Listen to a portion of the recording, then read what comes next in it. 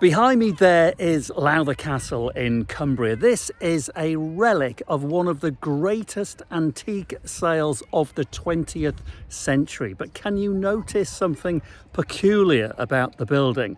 Look at the roof line. Well, it doesn't have a roof. So whilst I take you for a walk around the castle itself and the gardens, I'll tell you about the 1947 antique Lowther sale and what to keep an eye out for in auction rooms, wherever you're watching this in the world, because objects from the Lowther, the famous Lowther 1947 sale, do crop up periodically. I've bought a few in my time, and I can tell you whatever was sold from here in the mid 20th century is rather special indeed. So let me show you round this rather special and splendid castle, even though it doesn't have a roof. Let me know what you think.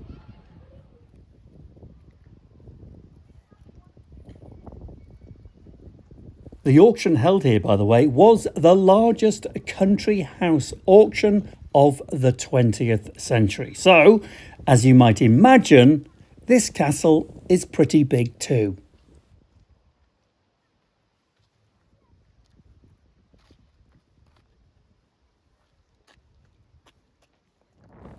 There's been a house right here on this very ground, owned by the ancestors of the Lowther family for over 800 years. And interestingly, the name Lowther comes from an ancient Viking word which meant foaming water, describing the local river, which also takes its name, the Lowther. The castle, I think you'll agree, looks like something straight out of a 1950s Hollywood film set. In fact, you'd expect Errol Flynn to dash out of somewhere at any given moment. Keep your eyes peeled. This is the main approach. So in its day, this is the ramp you would drive up in your carriage or your motor car. This truly is a fantasy castle and a great day out today. But this place is dripping in history, and I think you'll get a sense of this as we walk around and we enter the building itself, and especially when you look up and you see the sky above. The atmosphere this building creates is truly immense. I'm sure you'll get a sense of it just wandering around with me here.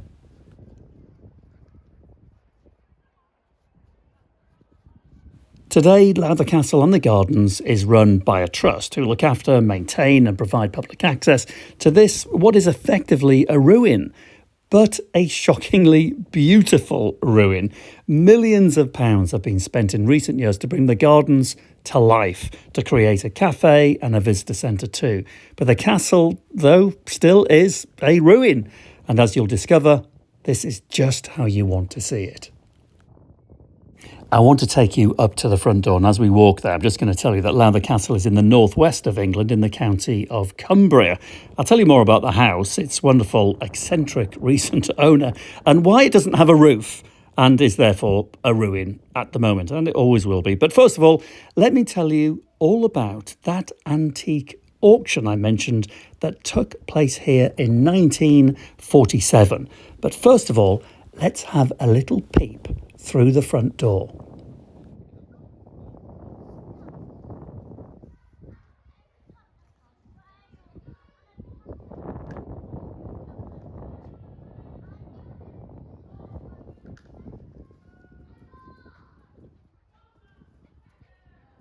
We'll get ourselves inside the building in a moment, but we will not be able to get access to the main hall here. So I'm just going to poke the camera through the door and feast your eyes. The main reception hall. Just imagine how many parties this place has welcomed. I'll tell you about the parties in a minute. They were pretty wild.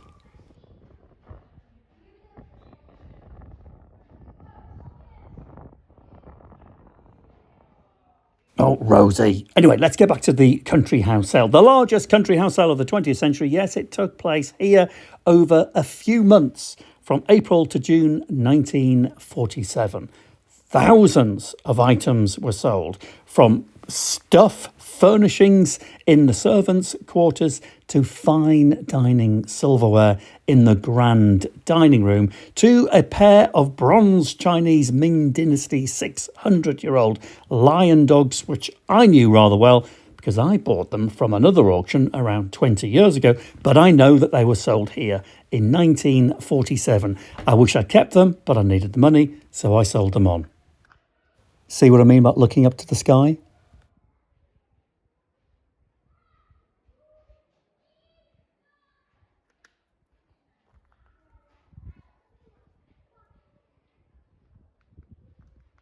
Right in front of you is the grand hall fireplace, or what's left of it, and to the left-hand side is effectively a cardboard cutout of a polar bear which once lived in this hallway. Stuffed, of course.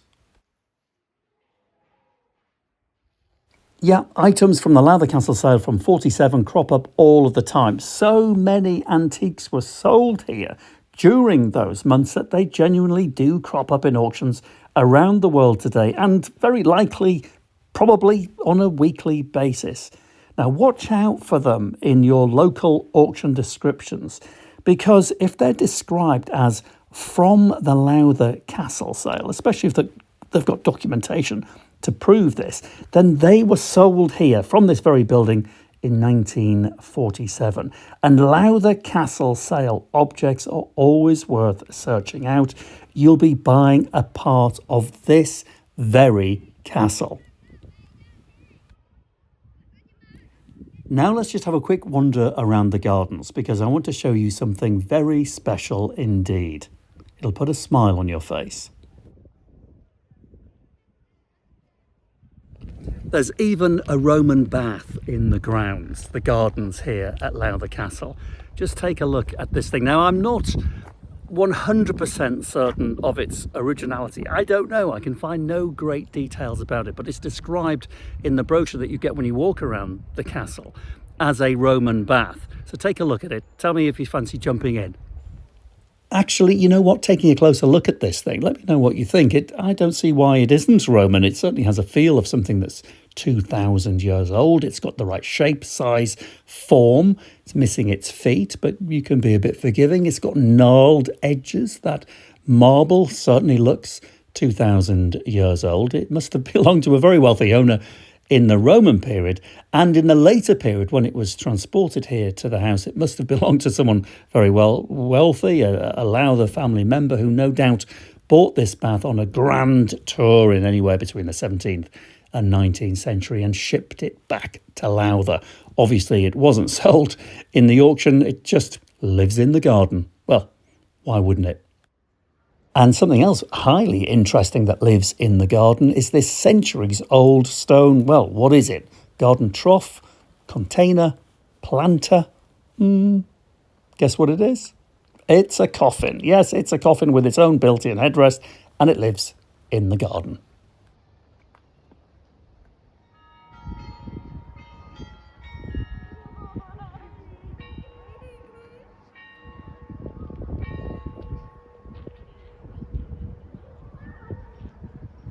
And what about the roof? Why does this castle have no roof? Why on earth was the roof removed? And also, why were all those delicious antiques sold in 1947? Well, the castle as you see it today is really a 19th century extension of the Lowther Hall. The original and ancient hall was gentrified on a grand scale between 1806 and 1814 and renamed, rather than Lowther Hall, Lowther Castle. Well, you would rename it a castle, wouldn't you? Surprisingly, though, after all that money and effort, the building, the castle, didn't really last very long in the scale of castles. Most castles we know last several hundreds of years before they get abandoned. Lowther Castle, though, lasted until only 1937, so that's about 120 years. And the rather interesting fellow, just wait till you hear about him, who gets the credit for the castle's demise is Hugh Cecil Lowther, the 5th Earl of Lonsdale, also known as the Yellow Earl, due to his particular penchant for the colour yellow. He even had a yellow Rolls Royce. Now, he was a man after my own heart. I admire him greatly for his taste in colour, because if you know me, you know that yellow trousers are my favourite of them all.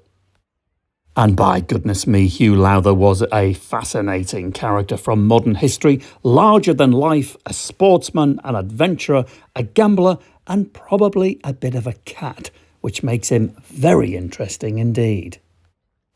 In fact, you'd have loved to have met Hugh Cecil Lowther. If you'd been a guest at one of his many house parties, you'd have been treated lavishly and enjoyed the very finest in luxury accommodation, food, plenty of wine, of course, and there'd always be music. Hugh maintained his own private orchestra.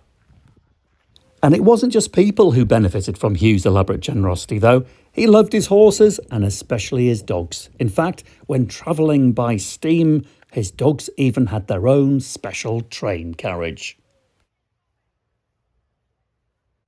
You see, the Yellow Earl inherited an enormous amount of wealth in the form of cash, land, coal mines, and several rather grand properties, including Lowther Castle. Yes, Lowther Castle was not his only home.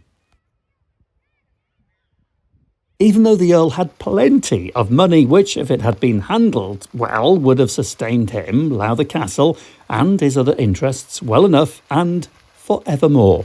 But sadly, it didn't work out that way. The Earl, you see, lived an exceptionally extravagant lifestyle, spending far more than he had in assets and income on his hedonistic life. He also made some rather risky, and as it turned out, pretty bad business investments. As an example, buying quite a lot of cattle in America led to a loss of a small fortune. So to help himself out of financial difficulties, he began one by one selling off his properties in the 1920s to fund his free spending lifestyle. And in 1935, he finally moved out of Lowther Castle as the house and the estate were effectively, financially speaking, wrecked. Hugh Cecil Lowther died in 1944. Lowther Castle and the surrounding estate was then inherited by his brother Lancelot, the 6th Earl of Lonsdale, who, a few years later, was forced to auction off the contents of the castle in what was to become, as we know, the largest country house auction of the 20th century. This was for obvious reasons. There was just no money left. And in 1957, it was decided, due to those terrible debts we've already talked about, including death duties, to remove the castle's roof and dismantle all of the internal walls and then sell off the remaining fixtures and fittings. So that's the fireplaces, the skirting boards, even down to the windows and the old doorknobs. Flog the lot. Then the building was left to nature and allowed to decay. This to avoid paying tax on the property being left empty. Well, before Rosie and I say goodbye to Lowther Castle, we're going to check out the cafe. The facilities are fantastic. One last look at that structure, which is absolutely mind-boggling. But remember, whenever you're going to auction, look out in the auction descriptions for any mention of the Lowther Castle sale. It just adds interest and great value. Thanks for watching. I'm David Harper. Cheerio.